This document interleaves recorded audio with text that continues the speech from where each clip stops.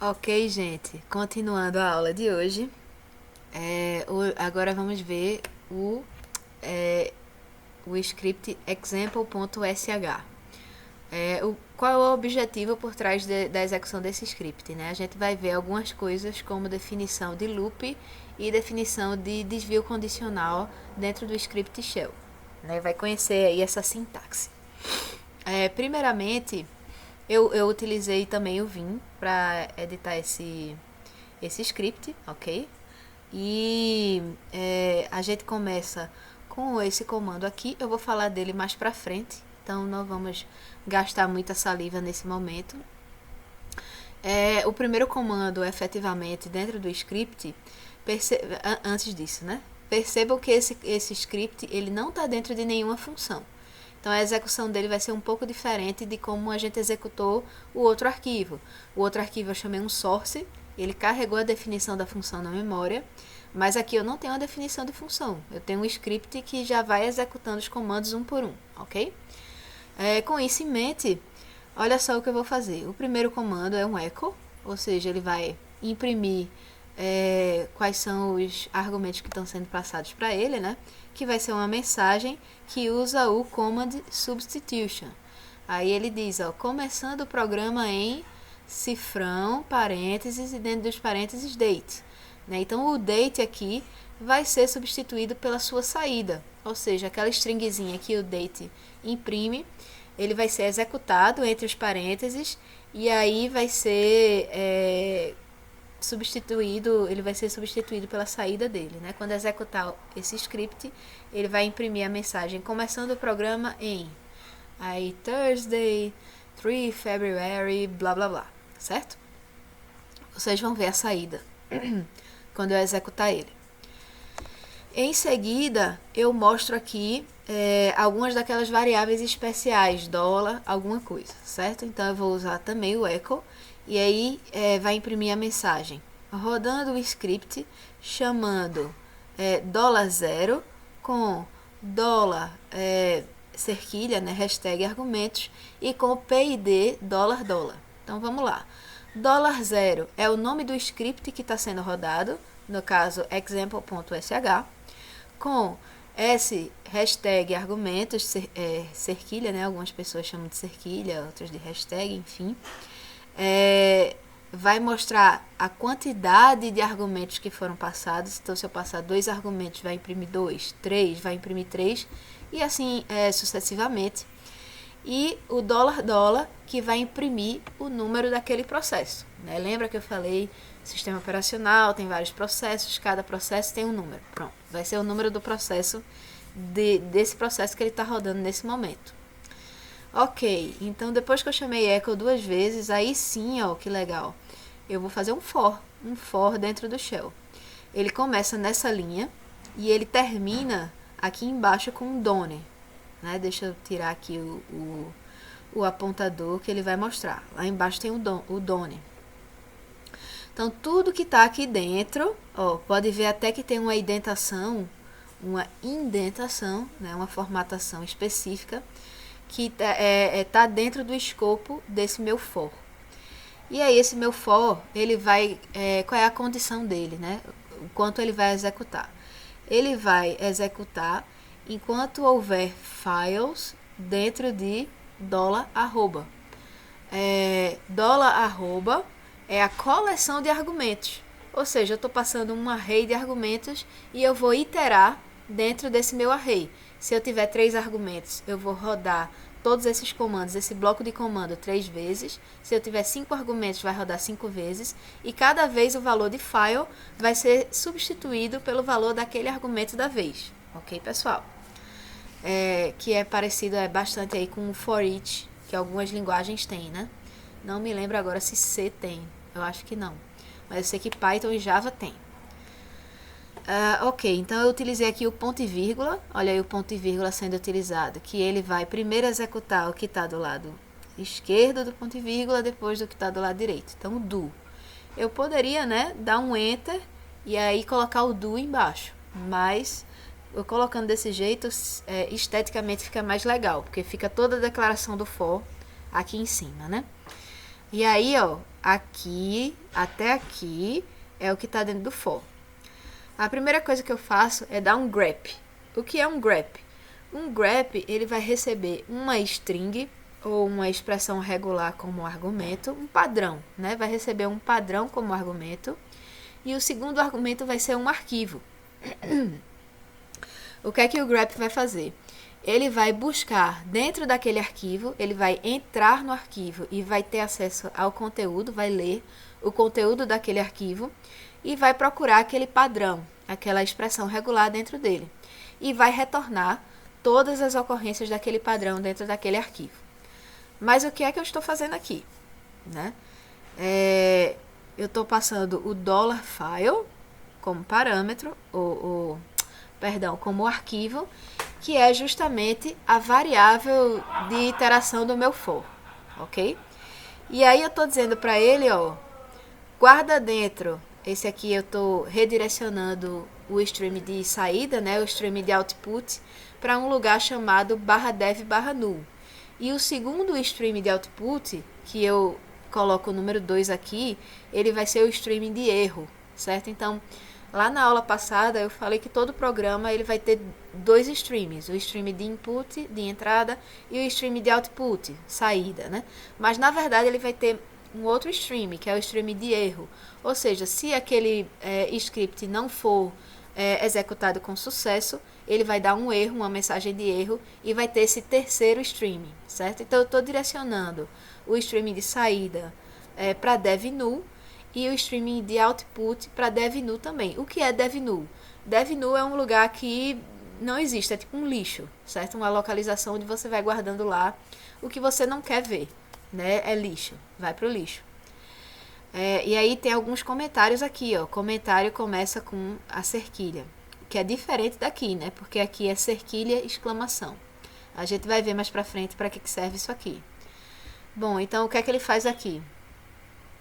Quando o padrão não é encontrado, grep tem status de saída 1. Lembra que eu falei que cada comando, se ele for executado corretamente, o resultado é 0. Se ele não for executado corretamente, o resultado é diferente de 0. Pronto. Então, quando o padrão não é encontrado, isso quer dizer que falhou, né? Ele não encontrou aquele padrão dentro do arquivo e ele vai ter o status de saída 1, que é padrão não encontrado. Eu vou utilizar esse status de saída mais pra frente no meu script, por isso que eu coloquei esse comentário aqui. Depois tem outro comentário, que é explicando essa parte aqui, né?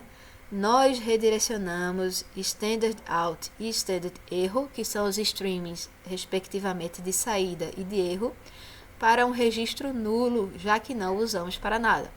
Então, se a gente usasse isso, né, guardasse numa variável e fizesse algum processamento em cima disso, eu não ia fazer, né? Isso que a gente fez. Mas já que a gente ignora, eu estou mandando eles para esse registro nulo. E aqui continua o próximo comando a ser executado. E aí tem o if, ó. If, aí, ó, em vez de ter parênteses, lá em C a gente tem parênteses, né? A gente tem colchete, colchete, colchete, colchete. A gente pode utilizar somente um colchete também. Tem uma diferençazinha entre usar um colchete ou dois colchetes. Usar dois colchetes é mais seguro, né? Mais informações mais para frente. Mas aí aqui dentro a gente vai ter a condição, né? O teste que a gente vai fazer, que vai retornar verdadeiro ou falso, e aí a gente vai saber, dependendo do resultado desse teste, se a gente vai executar os comandos que estão dentro do if ou não. E qual é esse teste? $interrogação menos NE0. O que é que quer dizer isso? Eu já falei, né? Isso aqui, $interrogação é o código de saída do último comando executado. Qual foi o último comando executado? Foi o grep, né? Então, a gente já sabe que se o grep não encontra o padrão dentro do arquivo, ele retorna um código 1. E aqui, ó, menos NE quer dizer not equal. Então, ele é equivalente à exclamação igual lá do C, né? Que é diferente. Então, se o código de saída do grep for diferente de 0, isso quer dizer que foi 1 e ele não encontrou, portanto, aquela palavra, aquele padrão dentro do arquivo. No caso, eu estou procurando rapadura dentro do arquivo, certo? Tinha outro nome lá na aula original, eu quis colocar rapadura para dar um toque regional ao nosso script, certo? E aí, ó, estou fazendo uso do ponto e vírgula para colocar novamente esteticamente os dois comandos na mesma linha e ele, mesmo assim, executar um depois do outro. E aí tem o then, né, que abre o escopo do if. O escopo do if é fechado aqui, ó, com FI. Então já fica aqui um exemplo do uso do if dentro do script shell, né? Então se o código de saída do meu grep for diferente de 0, faça. E aqui dentro eu vou fazer, ó, 2 ecos. Eu vou fazer o eco arquivo tal, aqui ele vai ser substituído pelo nome do arquivo, né? Não tem a palavra rapadura, adicionando uma. E em seguida eu vou dar o eco da string rapadura e vou dar um append dentro daquele arquivo. Eu não coloquei rapadura direto porque se fosse um arquivo executável ele ia parar de ser executável, né? Ele ia dar erro. Então eu coloquei aqui uma cerquilha rapadura, porque aí ele vai entender isso aqui como sendo um comentário. Então não vai ser executado, né? Então em Python o comentário é feito dessa forma, no script shell também. Em C, se eu colocasse isso ia dar pau, né? No final do arquivo. Porque em C o comentário é com //. E aqui é o operador append, né? A gente aprendeu esse operador na aula passada. O que ele faz é que no final desse arquivo que a gente está passando aqui, né, que é o arquivo da vez dentro do for, ele vai colocar no final desse arquivo uma nova linha que vai ser #espaço rapadura. Né? Então, em resumo, o que é que esse script faz? Eu vou passar uma lista de arquivos para ele e ele vai tentar achar dentro desses arquivos a palavra rapadura. Se ele não encontrar rapadura dentro desse arquivo, ele vai colocar a palavra rapadura no final. E se ele encontrar, ele não faz nada, porque não vai entrar no if. Ok, pessoal? Então, esse scriptzinho, ele automatiza uma tarefa de você ter que abrir vários arquivos e procurar uma determinada palavra.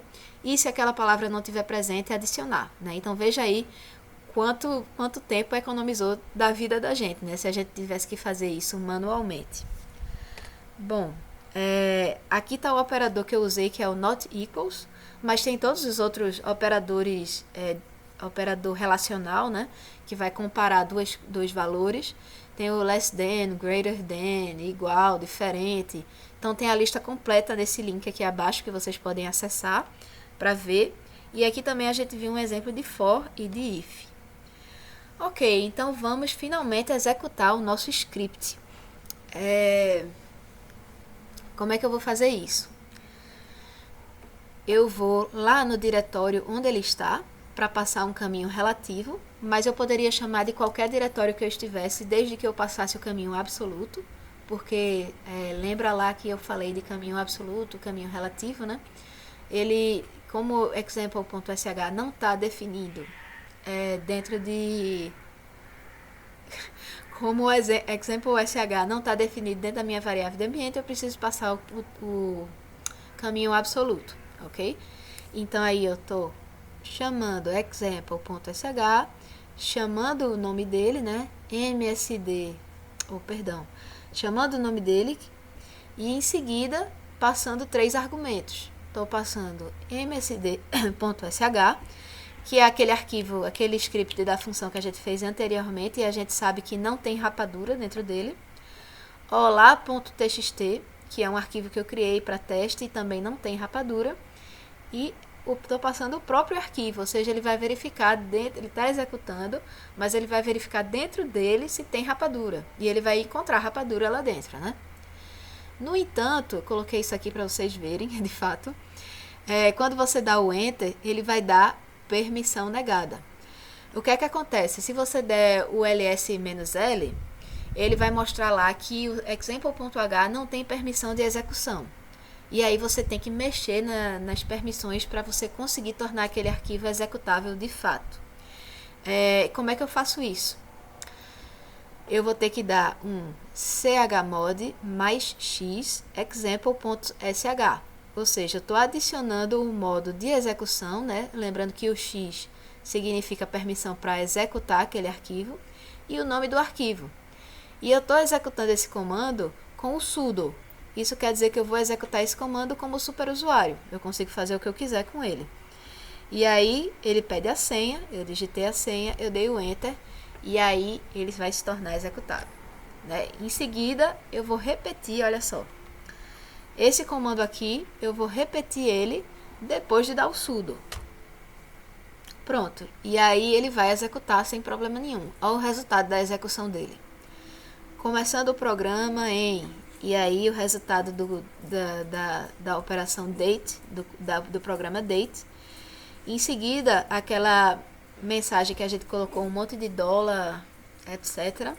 Para ser substituído também com um valor, né? Ó, rodando um script chamado example.sh com 3 argumentos.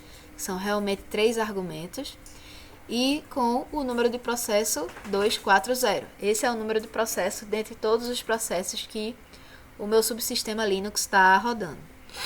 E aí em seguida ele vai pegar todos a lista de argumentos, né, que foi mcd.sh, olá.txt e example.sh. Vai iterar em cima dessa lista. O primeiro que ele vai pegar é o msd.sh, vai dar o grep de rapadura. Ele não vai achar rapadura dentro do mcd. Aí, ó, vai dar a mensagem: arquivo msd.sh não tem a palavra rapadura, adicionando uma. E aí ele vai dar o append no cerquilha rapadura dentro desse arquivo. Ó, em olá.txt também não tem, ele vai adicionar uma. E o último programa que eu passei com arquivo que eu passei como argumento foi o example.sh, que já tinha rapadura, então ele não diz nada, porque não vai entrar no if, né? E aí ele não faz nada. E aí finaliza a execução. Para eu ver que realmente funcionou, eu chamei o mesmo comando novamente. Opa, bati aqui sem querer. Chamei o mesmo comando novamente. E dessa vez ele não vai adicionar rapadura em nenhum dos 3 argumentos, porque ele já fez isso da vez passada. Ele já alterou o conteúdo daqueles arquivos. Aí, ó, ele vai imprimir a nova data, 16, ó. Antes era 16h42, agora é 16h44. Então, 2 minutos depois eu rodei de novo. E aí, ó, rodando o script chamado ponto exemplo, blá blá, com o número de processo 245, já mudou o número de processo, né? Mas depois não imprime mais nada porque ele não chega a entrar naquele if com nenhum dos 3 argumentos. Ou seja, se você abrir lá os arquivos, estão todos bonitinhos com o nome rapadura no final. Ok, gente? Então a gente falou aí um monte de coisa. Vou finalizar esse vídeo por aqui também, mas tem mais algumas informações que eu quero dar para vocês, certo? Então assistam o próximo vídeo, a gente se encontra lá. Um abraço.